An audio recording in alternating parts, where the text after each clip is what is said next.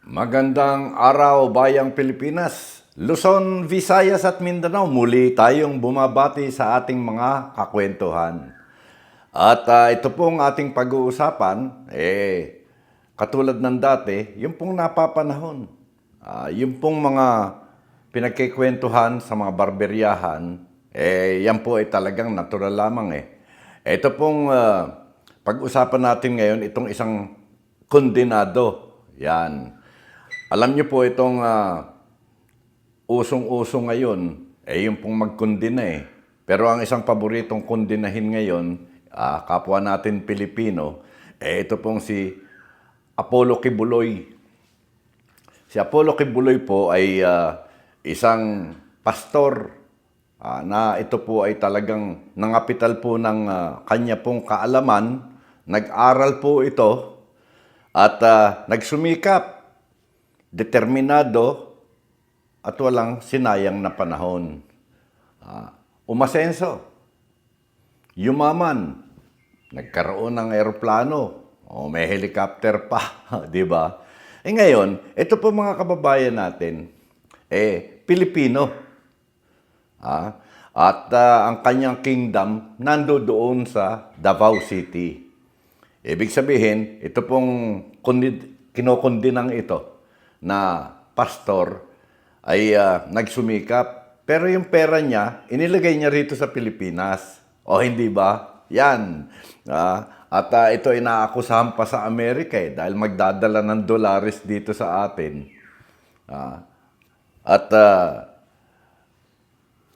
Siguro daragdag doon sa kanyang kingdom.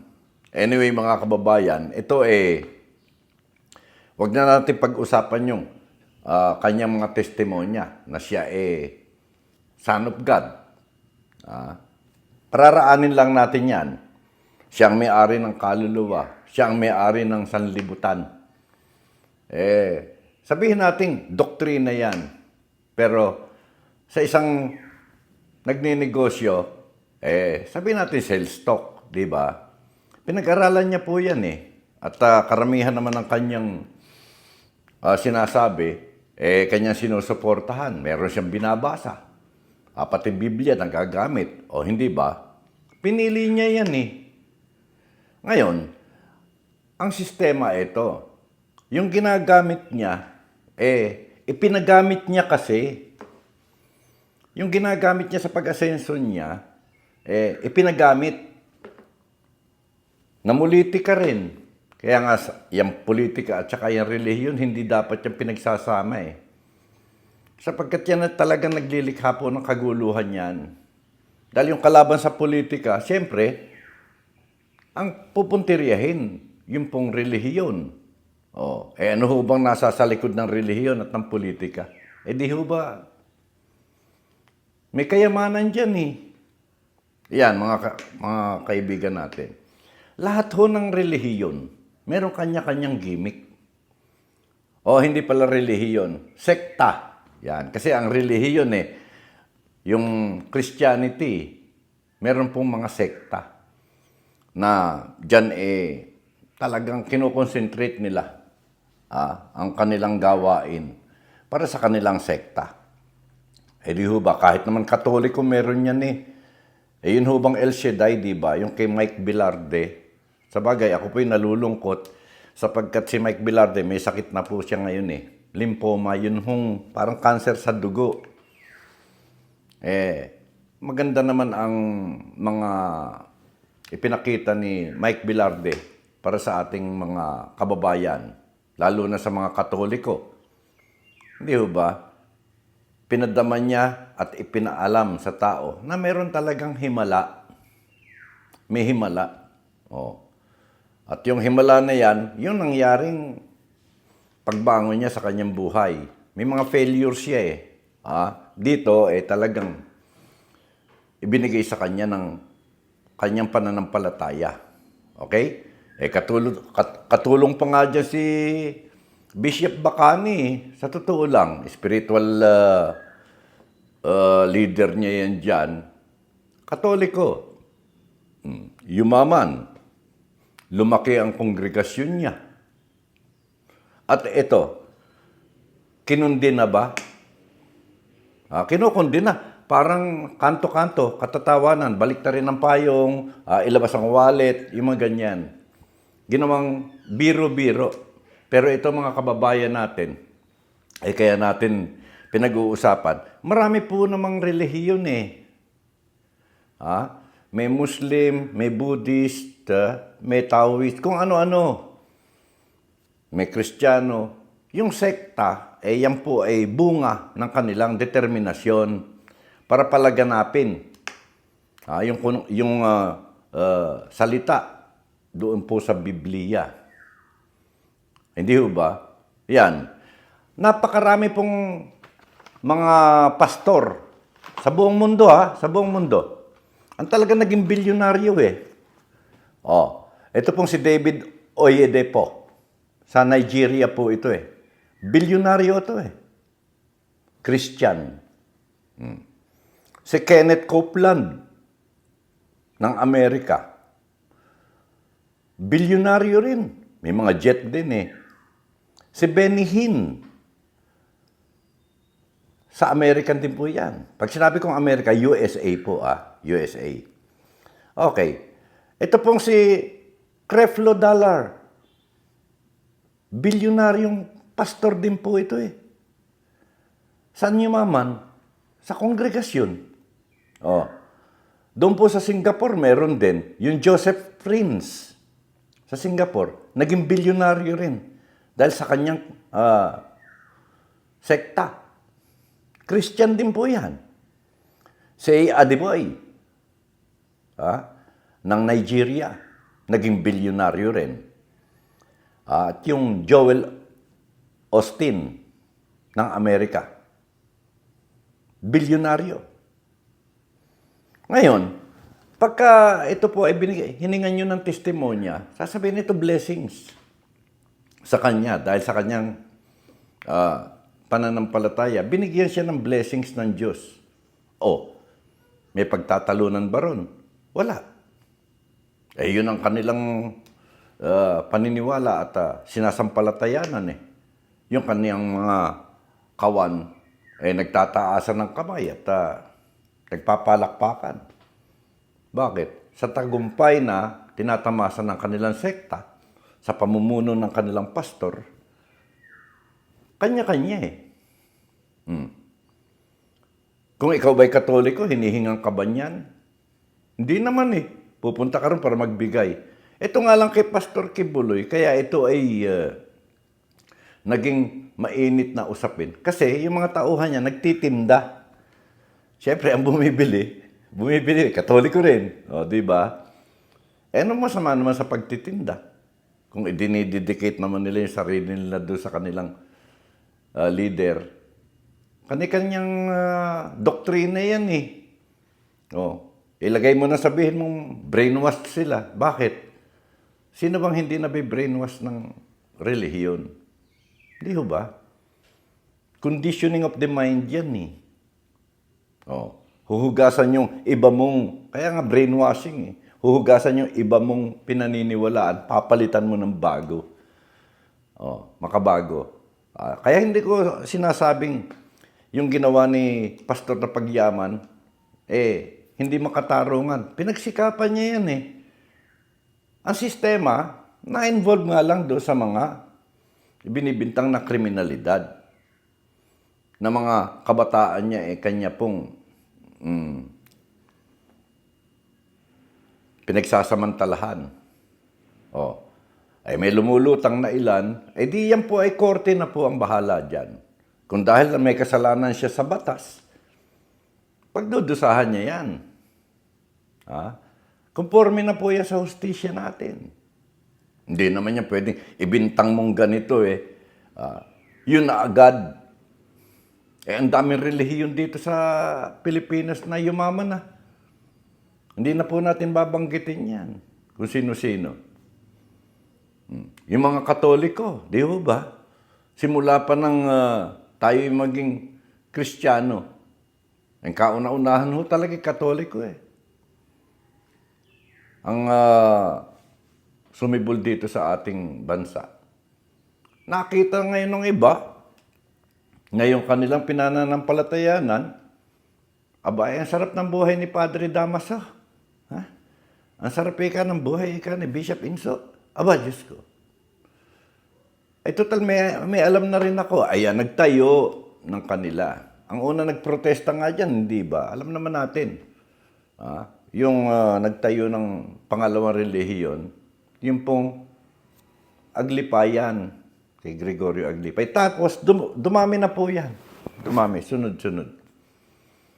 Gumanda ba buhay? Merong gumanda buhay ng mga namumuno. Meron lumaki ang simbahan. Anong hiningan ba kayo? Hindi naman yung membro lang nila hinihingan kanilang pananampalataya yun Ngayon, kung may nagagawang krimen, ayon sa batas ng gobyerno natin, dapat panagutan yan. Sasabihin mo, yaman kayo na yaman, di kayo namamahagi sa gobyerno. Hindi nga taxable bakit hindi ngayon, in aid of legislation, itong mga congressman natin gumawa ng amyenda doon sa batas. Wala namang pakialam yung ibang bansa sa atin dito kung anong batas ang gusto natin pairalin. Di ba? Hindi Bakit? Natatakot din itong mga politiko. Pagka ito nagkaroon ng kasalanan sa mga sekta, ikawan yan laking boto niyan Yan ang isang mga kahinaan ng mga namumuno naman ng sekta rito sa atin. Nagpapagamit sa politika. Ilang relihiyon na ba yan nag-i-endorso ng mga politiko? Di ba? Tapos yung ini-endorso nila mga politiko, sa bandang huli nagnanakaw, nang bababae rin, nagsusugal, nabubuhay sa kalayawan. Ganun po yan So, ano ang pinag-iba ni Apollo Kibuloy? Sa ibang mga namumuno, katulad nga doon sa Amerika, napakarami. Wag mo sabihin yung mga namumunong yan hindi nagkaroon ng kasalanan sa loob ng sekta nila. Wala nga lang pumipiyok pa. O baka may pumiyok, nawawalan na ng gana rin. Hanggang sa manahimik na lang. Di ba? Yan po mga kababayan natin. Ang bansa natin, napakaliit po kumpara sa ibang mga bansa. 3 bahagi ang ating bansa, Luzon, Visayas at Mindanao. Napakaraming island, 7,000 mahigit Para abutin niya ng mga doktrina, ng mga pangaral, hinggil po sa Kristyanismo, ay talagang magsasakripisyo ka. Akit ka ng bundok, tatawid ka ng dagat kahit bumabagyo. Ganun po yan Give and take. Ibinigay mo ang sarili mo, pinremyohan yung sarili mo. Ang sistema, siyempre, kinaiinggitan nga lang. Yan. Hindi ko po kinakampihan si Apollo Kibuloy. Ako po, ito'y usapang makapilipino lang. Makapilipino lang. Ilan hubang mga imported na relihiyon, na sekta, andito dumayo sa atin. At sinuportahan din naman natin. Hindi ba? Marami hong lumabas sa Katoliko Kawan-kawan na ngayon Ang tanong, nakatulong po ba sa ekonomiya ng ating bansa, sa ikabubuhay natin? Tanong lang po yan. Di, sagutin nyo. Kung hindi nagbabayad ng buwis yan, hindi nakakatulong. O sabihin nyo, lumiit naman ang kriminalidad dahil doon sa katuruan ng mga sektang yan. Kailan ho ba lumiit? Napakarami pang adik di ba? Huwag niyo sabihin yung mga nag-i-smuggle ng mga droga ngayon ay walang relihiyon. Meron. Walang sektang kinabibilangan. Meron. Bakit nagagawa nila yan? Yung mga smugglers. Huwag mo sabihin walang mga sektang kinaaniban yan. Meron din. Ba't inaabuso nila gobyerno? Yun po ang sinasabi natin. Meron nga, lalaki ng mga supermart bantog na smuggler yan. Smuggler ng manok, smuggler ng karne. Diba? At maraming palusutan. Ito nga ang sinasabi natin dito mga kababayan natin. Itong ating programa, Bakas at Alingaungaw. Hindi po tayo pumapanig kanino man. Pagka may kasalanan ng isang politiko, babanggain natin dito sa ating programa. Wala po tayo ritong pipiliin. Hindi ba? Etong si Bongbong Marcos di ba, kondinado ama nito. At hanggang ngayon, ibinabakat sa pagkatao ni Bongbong. Yung ginawang kasalanan nito noong unang panahon natin dito sa Pilipinas, mula 1965 hanggang 1985. Ang ginawa ni Marcos sa kanyang mga crony, hanggang ngayon nakabakat pa rin Ngayon, nung maging presidente naman itong si Bongbong, dahil sa unification po ng Duterte at ng Marcos, nanalo na maluwag. Bakit kanyo? Itong mga Duterte, dating anti-Marcos po ito. Ang nanay ni Digong, si Nanay Suling, anti-Marcos yan Talagang number one. Na kung bumatikos kay Ferdinand Marcos Sr. Kaya nga, ginawang unit team, unification. Sa palagay nyo, wala nang susunod na unification? Paano kung malaman natin, itong si Bam Aquino nakikipag-usap na kay Sara, o si Leni Robredo nakikipag-usap na kay Lara? Diba? Si Bam Aquino na lang naman na matibay-tibay na Aquino Pagkatapos nakikipag-usap halimbawa ito sa mga Makabayan Black. Although, binabanatan po yan nung araw nga, binabanatan nga ng mga Duterte and Marcos di ba nag-unify nga? Kaya itong politika sa atin, ito po minudensya ng katawan ang pinag-uusapan. Hindi po yung minudensya ng ekonomiya ng ating bansa. Dapat sana mayaman na itong Pilipinas Nauna pa tayo sa pag-asenso sa Singapore. Ano po ba nagpahirap sa atin? Sinasabi nila, ito pong sumagka sa ekonomiya natin, itong mga relihiyon. Hindi po totoo yan. Yung pong mga sekta na yan, nagturo po naman ng maayos yan Kung sila man ay nangongolekta ng ika-10, ika-50, anong pakialam natin sa kanila? Kanilang paniniwala yan Kung iniaalay nila yung sarili nila ng buong buo, wag lang persahan. Sino bang leader ng simbahan dyan na sasabihin yung wala akong paghahangad sa init ng laman? Lahat yan, tao yan Kahit na anong sekta pa yan. Sa Kristyanismo, talagang pinagbabawal yung pangangalo niya. Pinagbabawal pati nga yung pagnanakaw Diba? May 10 utos nga inihabilin kay Moses. Hindi na po sinusunod yun Bakit kanyo? Napakahirap po masunod. Bakit? Mismo simbahan humihingi ng donasyon doon sa politiko. Subukan niyo pumasok sa mga simbahan. Meron donated by ganito. Puro politiko. Totoo yan. At pagka eleksyon, makikita niyo kung sino yung mga nakaupo sa tabi ng pastor, ministro, o anong tawag nila dyan. Kahit nga kaparian bago tumakbo, bago mag-eleksyon, magpapabless doon sa kanilang kura paroko o sa obispo. Tapos ipapublish nila yan. Yun namang mga mainstream media na medyo kumakampi dyan, talagang todo focus. Pati pagtulo ng luha. Diba? Yan, politika. Ano ang nagpasama sa atin? Hindi po yung relihiyon, hindi po yung sekta. Ang nagpasama sa takbo ng bansa natin, politika.